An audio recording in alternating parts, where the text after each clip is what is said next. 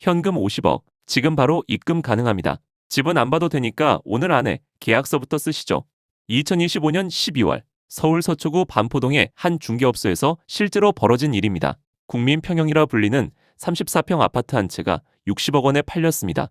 누군가에게는 평생을 일해도 만져보지 못할 돈이 누군가에게는 집도 안 보고 던질 수 있는 쇼핑 금액이 된 겁니다.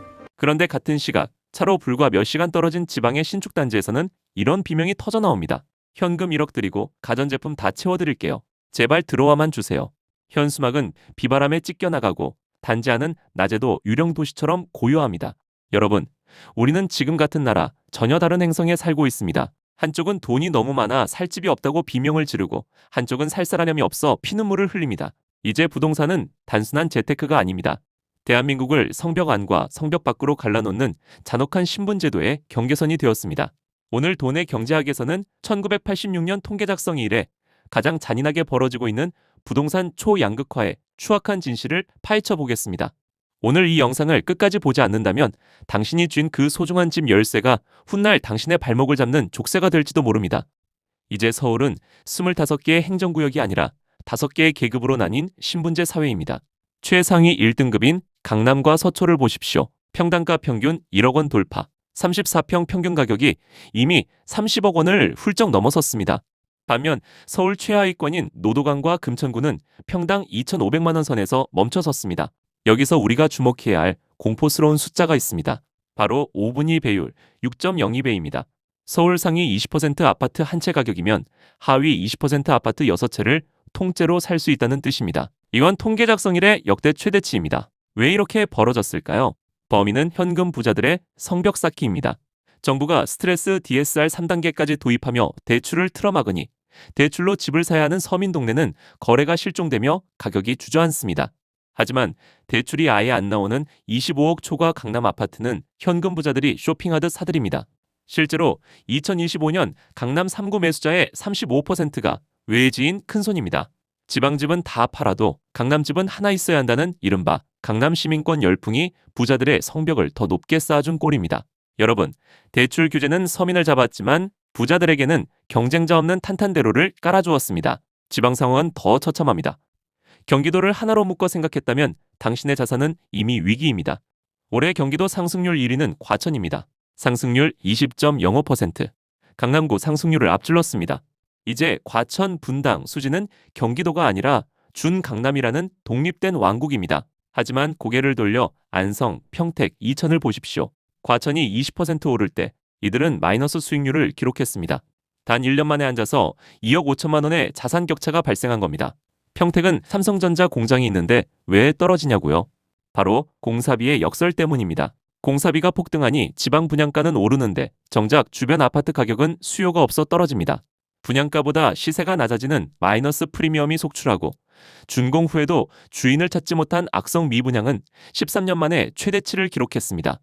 지방의 중산층은 지금 내 집 마련이라는 꿈을 꿨다가 팔리지도 않는 콘크리트 덩어리에 전 재산이 묶여버린 자산의 감옥에 갇혀 있습니다. 서울의 지도가 강남대 강북에서 한강변 대 비한강변으로 재편되고 있습니다. 마용성이 왜 강북인데도 폭등할까요? 한강 조망권이 단순한 뷰를 넘어 자산의 계급장이 됐기 때문입니다. 특히 2025년 하반기 부동산 역사에 남을 사건이 터졌습니다. 용산이 송파를 완전히 제치고 평당가 3위로 올라섰습니다. 강남, 서초, 송파의 강남 3구 시대가 가고 이제 강남, 서초, 용산의 에셋 골든 트라이앵글이 완성된 겁니다. 대통령실 이전과 국제업무지구 착공 호재가 터지면서 대한민국 0.1%의 자금이 용산으로 빨려 들어가고 있습니다. 한강벨트에 올라타지 못한 서울 외곽 아파트는 이제 지방 아파트와 경쟁해야 할 처지입니다. 여러분의 집에서 한강이 보이지 않는다면 혹은 한강과 연결된 혈관이 없다면 당신의 자산은 이미 도태되고 있을지도 모릅니다. 이 양극화의 비극은 전세시장에서 완성됩니다. 현재 서울 전세 비중은 줄고 월세 비중이 60%를 돌파하며 역대 최고치를 기록했습니다. 전세 사기 공포와 입주 물량 부족이 맞물린 결과입니다. 문제는 주거비 부담입니다. 서울 원룸 월세 100만 원, 국평 월세 300만 원 시대. 2030 청년들과 서민들은 소득의 25% 이상을 주거비로 헌납합니다. 과거에는 전세로 돈을 모아 내 집 마련을 했다면 이제는 집주인에게 이자와 세금을 대신 내주는 신소장농으로 전락했습니다. 전세라는 주거 사다리가 끊긴 자리에는 월세라는 이름의 족쇄만 남았습니다. 부자들은 당신이 낸 월세로 또 다른 상급지 아파트를 사 모읍니다. 당신의 노동이 타인의 부를 더 견고하게 만드는 이 지독한 구조에서 벗어날 방법을 찾고 계십니까? 정부가 대책을 내놓을 때마다 왜 집값은 더 뛸까요? 사실 정부의 규제는 늘 부자들에게 유리하게 작동해 왔습니다.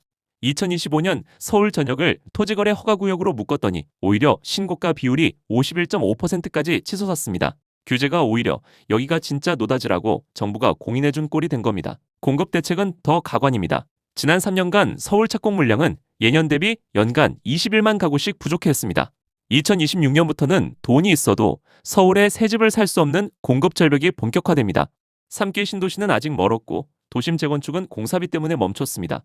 불을 끄겠다며 물을 뿌리는데 그 물이 석유였던 셈입니다. 전문가들은 경고합니다. 2026년부터 서울 상급지는 슈퍼사이클에 진입할 것이라고요. 이건 단순히 집값이 오르는 문제가 아닙니다. 자산이 있는 자와 없는 자의 격차가 복구 불가능할 정도로 벌어지는 자산의 대분리 시대가 온다는 뜻입니다. 5년 수익률을 보십시오. 강남의 낡은 빌라 수익률이 노도강의 아파트 상승률을 이미 앞질렀습니다. 이제 아파트냐 아니냐는 중요하지 않습니다. 어디에 있느냐가 당신의 모든 것을 결정합니다. 성벽 안으로 들어가지 못한 자산은 인플레이션이라는 파도에 휩쓸려 흔적도 없이 사라질 것입니다. 마지막으로 질문 하나 드리겠습니다. 당신이 지금 쥐고 있는 아파트 열쇠는 성벽 안으로 들어가는 티켓입니까? 아니면 무너지는 성벽의 파편입니까? 강남 평당 2억 원과 도봉구 한 채 6억 원. 이 격차는 단순한 숫자가 아니라 당신의 노후와 자녀의 계급을 결정짓는 보이지 않는 성벽입니다. 만약 외곽에 대출을 끼고 여러 채를 들고 있다면 지금은 존버가 답이 아닙니다. 현금화가 가능할 때 과감히 정리하고 단 한 채라도 살아남을 상급지로 이동하십시오. 부동산은 이제 많이 가진 자가 이기는 게임이 아닙니다. 어디를 가졌느냐가 당신의 생존을 결정합니다. 오늘 영상이 여러분의 자산을 지키는 냉정한 이정표가 되었길 바랍니다.